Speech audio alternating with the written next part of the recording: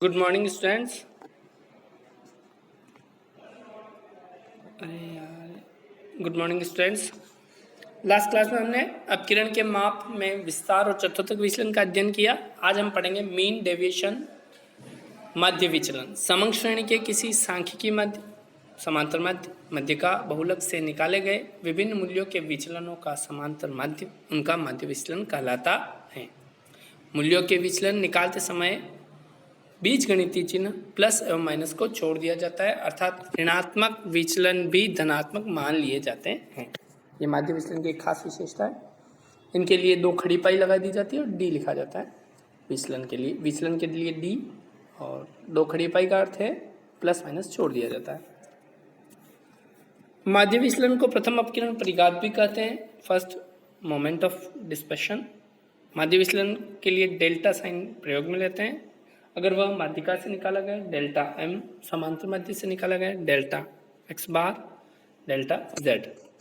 Coefficient of M D, माध्य विचलन का गुणांक, उसके लिए हम जिस सांख्यिकी माध्य से माध्य विचलन निकाला गया उसी का भाग उसमें दे दिया जाता है।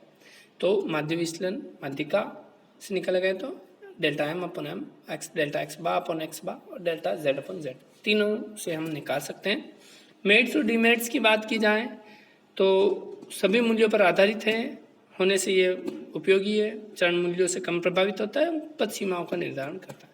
डीमेरिट्स की बात करें, चूंकि इसमें प्लस छोड़ दिए जाते हैं, बीजगणितीय चिन्हों की उपेक्षा की जाती है, अशुद्धि हो जाती है, अनिश्चित एवं अतुलनीय होता है। सबसे अच्छी विशेषता की बात और महत्व की बात करें तो ये आय व धन के वितरण की असमानताओं का अध्ययन करने में महत्वपूर्ण है, उपयोगी है और व्यापार चक्रों के अध्ययन में भी उपयोगी होता है। व्यापार चक्रों में पूर्वानुमान लगाने में भी उपयोगी होता है। आइए माध्य विचलन के विभिन्न फॉर्मूलाज को हम एक साथ समझने की कोशिश करते हैं। तीनों श्रेणियां, व्यक्तिगत श्रेणी, खंडित श्रेणी और अविच्छिन्न श्रेणी। व्यक्तिगत श्रेणी में प्रत्यक्ष रीति और लघु रीति। प्रत्यक्ष रीति में डेल्टा एम निकालने का फॉर्मूला है, पहले आप एम निकालेंगे और उसके बाद सिग्मा dm अपॉन n का फॉर्मूला लगाएंगे। श्रेणी में x बार निकालने के लिए डेल्टा x बार निकालने के लिए पहले x बार निकालेंगे, फिर आप sigma D x bar upon n का फॉर्मूला लगाकर प्राप्त करेंगे परिणाम। वैसे ही बहुलक के मामले में यदि लघु रीति की बात की जाए तो लघु रीति में मध्यका से और समांतर माध्यिक से निकालने के फॉर्मूले आपके सामने हैं। बात खंडित श्रेणी और अविच्छिन्न श्रेणी की जाए तो इनमें ज़्यादा अंतर नहीं है, केवल यह अंतर है कि खंडित श्रेणी में सीधे चर दिए जाते हैं और अविच्छिन्न श्रेणी में वर्ग दिए जाते हैं।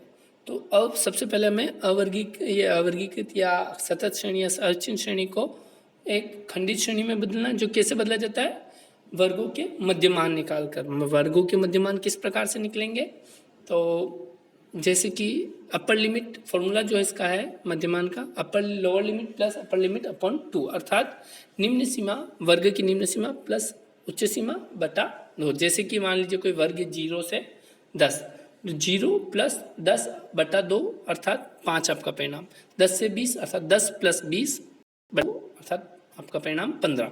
ये मध्यमान निकाल। जैसे आपने मध्यमान निकाले तो खंडित श्रेणी और अविच्छिन्न श्रेणी का जो अंतर है वो समाप्त हो जाता है और दोनों में एक ही प्रकार के फॉर्मूले काम में आते हैं। प्रत्यक्ष रीति के अपने फॉर्मूले हैं और लघु रीति के अपने फॉर्मूले। प्रत्यक्ष रीति के फॉर्मूले आपके सामने डिफाइन है, delta M is equal to sigma F D M upon N, okay. और लघु रीति के फॉर्मूले आपसे देखना चाहो तो ये आपके सामने लघु रीति के फॉर्मूला सिग्मा। यहाँ आपके थोड़ी त्रुटि सी हो रही है, 1 मिनट, इस त्रुटि को हम थोड़ा सुधार देते हैं। ये जो है यहाँ m है, इस z की जगह क्या है m, ये आपका z की जगह क्या है m। तो सिग्मा एक्स ए और sigma F X A minus F X B minus sigma F A minus sigma F B और m, ठीक है, अपॉन n। अब ये जो है आप इसमें a और b से क्या समझते हैं, a और b क्या है, a अबव, b है बिलो, अर्थात जो मध्य का आप क्या है उससे अबव कौन कौन से वर्ग हैं या चर हैं और बिलो कौन से वर्ग या चर हैं। एफ ए का अर्थ है अबव वाली फ्रिक्वेंसीज की जोड़ सिग्मा एफ है और बिलो वाली फ्रिक्वेंसीज की जोड़। किससे अबव और बिलो, जो जिससे निकालते हैं, अगर मध्यका से निकालते हैं मध्यका से अबव और बिलो, समांतर माध्य से निकालते हैं तो समांतर माध्य से अबव बिलो, ठीक है, क्लियर यहाँ। चलिए नेक्स्ट हम लेते हैं एक कोफिशिएंट ऑफ MD, उसके लिए मैं पहले ही बता चुका हूँ, ठीक है। चलिए अब माध्य विचलन प्रत्येक श्रेणी का एक हम लेते हैं सवाल। देखिए आपके सामने एक सवाल है, 9 छात्रों के भार दिए गए हैं, इनके मध्य का एवं समांतर माध्य से माध्य विचलन एवं माध्य विचलन गुणांक निकालने हैं। सबसे पहले हम मध्यका से निकालने के लिए और या समांतर मध्य से निकालने के लिए सबसे पहले हम क्या करेंगे, इन्हें आरोही क्रम में व्यवस्थित कर देते हैं। तो इस समूह श्रेणी को हमने आरोही क्रम में व्यवस्थित किया है और आरोही क्रम में 45 कम से अधिक की ओर, 45 से 47, 47, 49, 50, 53, 58, 59, 60, ठीक है। चलिए हम सबसे पहले मध्यका से माध्य विचलन निकालना है, तो सबसे पहले हमें क्या निकालनी पड़ेगी, मध्यका निकालनी पड़ेगी। तो प्रत्येक श्रेणी की व्यक्ति श्रेणी की प्रत्येक स्थिति में मध्यका निकालने का फॉर्मूला हमारे पास है m is to size of n plus 1/2 item. तो अगर हम निकालते हैं तो 5th आइटम अर्थात 50, 5वां पद कौन सा है, 50, 5वां चर कौन सा है, 50। तो अब 50 हमारे सामने आ गया, ये क्या है हमारी मध्यका। इस मध्यका से हमें क्या निकालना है, विचलन निकालना। तो dm is equal to x minus M, dm आप x is equal to x minus M. तो x आपका 45 है, m है आपका 50, तो 45 माइनस 50 बराबर परिणाम आते हैं -5। पर चूंकि हमने पहले ही कहा इसमें बीजगणितीय चिन्हों को छोड़ दिया जाता है, अर्थात सभी ऋणात्मक मानों को धनात्मक ही मान लिया जाता है। तो ऐसी स्थिति में -5 न लिखकर हम क्या लिखते हैं, 5। इसी प्रकार ये समूह श्रेणी हमें मिल जाती है 5 3 3 1 0 3 7। इस प्रकार हमें सिग्मा dm का मान प्राप्त होता है 42। सिग्मा dm का मान फॉर्मूले में रखने पर हमारे पास डेल्टा m अर्थात मध्यका से माध्य विचलन प्राप्त होता है 4.67। माध्य विचलन गुणांक प्राप्त होता है 4.67 अपॉन मध्यका 50 और ये 0.0934। ओके, नेक्स्ट है समांतर माध्य से माध्य विचलन निकालने के लिए हमें सबसे पहले समांतर माध्य निकालना पड़ेगा, जिसका फॉर्मूला क्या है व्यक्तिगत श्रेणी में। प्रत्येक स्थिति में x bar is equal to sigma x upon n is equal to 468 upon 9, जो आपका सिग्मा x है बराबर 52।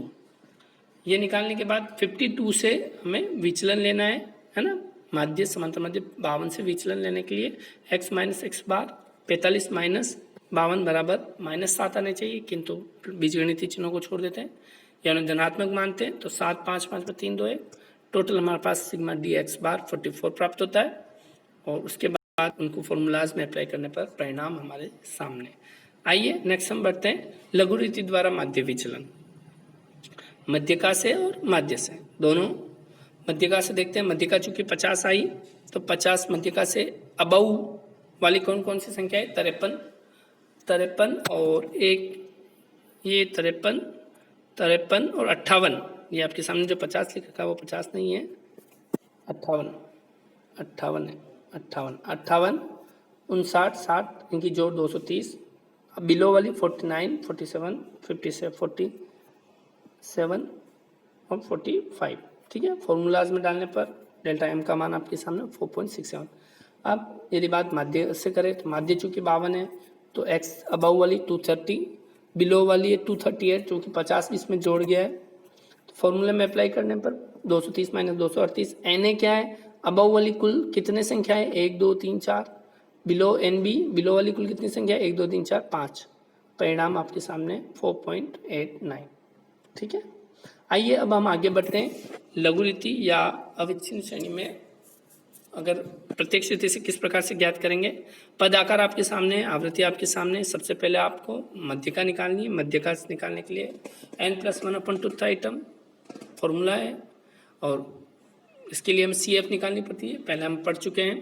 CF हमारा 11वां पद कौन सा है, 8, तो हमारी मध्यका हो गई 8, ठीक है। अब मध्यका से विचलन कैसे निकलेगा, तो 8 मध्यका से विचलन DM निकालेंगे। DM वही 4 minus 8 is equal to -4, plus minus छोड़ देते हैं तो 4 2 3। फिर F और DM में हम क्रॉस करवाते हैं तो FDM सिग्मा FDM का मान निकल कर आता है 68। तो 68 अपॉन 21 जो आपका n है इज इक्वल टू 3.24 आपका डेल्टा m आ जाता है। अब इनका मध्य गुणांक निकालने 8 का भाग देकर हम गुणांक प्राप्त कर सकते हैं। समांतर माध्य से निकालने के लिए सबसे पहले हमें समांतर माध्य निकालना पड़ता है।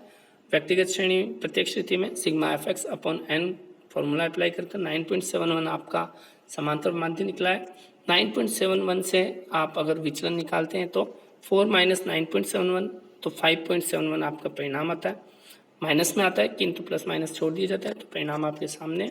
फिर sigma F D x, F और डी एक्स में गुणा करवाकर सिग्मा एफ डी एक्स बार प्राप्त किया जाता है, जो कि 69.71 है। ठीक है, अब इन मान को फॉर्मूलाज में अप्लाई करने पर परिणाम आपके सामने। चूँकि हमने पहले कहा है व्यक्तिगत खंडित श्रेणी और अविच्छिन्न श्रेणी एक समान ही है, तो अब आप खंडित श्रेणी माने या अखंडित श्रेणी माने, हम मध्यमान निकाल कर लघु रीति के माध्यम से इस सवाल को सोल्व करने की कोशिश करेंगे। ठीक है, आपके सामने एक अविच्छिन्न श्रेणी है, देखिए मध्य बिंदु निकालते ही ये अखंडित श्रेणी से खंडित श्रेणी में बदल गई है। और अब इसमें आया आपके सामने चूँकि मध्य दे रखा 32.6, मध्य का दे 32.3, हम माध्य से शुरुआत करते हैं। चूँकि 32.6 है तो इससे अबाउ कितनी, 3 संख्या है, 3 आवृत्तियाँ अबाउ है, 3 आवृत्तियाँ बिलो है। आपके सामने सिग्मा एफ एक्स बी निकला हुआ है, तीनों की जोड़ 120, 380, 780 की जोड़ 1280, सिग्मा एफ बी आपकी इन तीनों आवृत्तियों 12, 19, 26 की जोड़ 57, फिर सिग्मा एक्स ए अबाउ वाली 1980, 920, 700 और 360 की जोड़ अबाउ और बिलोंग। ठीक है, फिर उनको फॉर्मूलाज में अप्लाई करने पर आपके सामने परिणाम है। ठीक है, धन्यवाद है, आशा है आपको समझ में आया होगा।